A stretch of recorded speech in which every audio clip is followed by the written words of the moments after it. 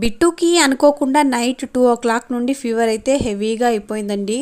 చాలా అంటే చాలా భయం వేసింది అనమాట నాకైతే. పిల్లలకి ఏదైనా అయితే వాళ్ళు చెప్పుకోలేరు కదా, కొంచెం భయం అయితే ఎక్కువ ఉంటుంది. ఇంకా మేమైతే ఫస్ట్ తాయితీ కట్టించేద్దాం అనుకున్నామండి. ఏదైనా పిల్లలకి అయిండేది అయి ఉంటుంది అని చెప్పేసి, అంటే ఏండ్లు సర్వ్ అయి ఉంటుంది కదా, అలా అయి ఉంటుందని చెప్పేసి ఫస్ట్ తాయితీ కట్టించడానికి అయితే మార్నింగే బయలుదేరిపోయాం. ఇతమ్మ చిన్నప్పటి నుండి సేమ్ ఇక్కడే కట్టిస్తున్నామండి. ఇంకా పిల్లలు కూడా ఇక్కడే అలవాటు చేసాము. ఇంకా ఈయననమాట తాయితీ కట్టేది.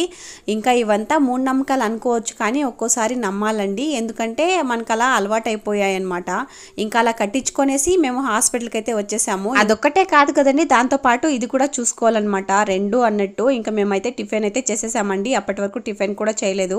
ఇంకా అక్కడ నుండి మా హస్బెండ్కి నైట్ ఫీవర్ వచ్చిందనమాట. ఇంకా అందుకోసం అని చెప్పేసి మా హస్బెండ్ చూపించాలంటే ఖచ్చితంగా ఉత్తూరు డాక్టర్ దగ్గరికి అయితే రావాలి, ఉత్తూరుకి. ఇంక ఇక్కడైతే వచ్చి మా హస్బెండ్కి ఇంకా అలానే మా అమ్మకైతే చూపించుకున్నాం. నుండి రాగానే సిరప్లు అయితే వేసేసానండి. వీడియో నచ్చితే లైక్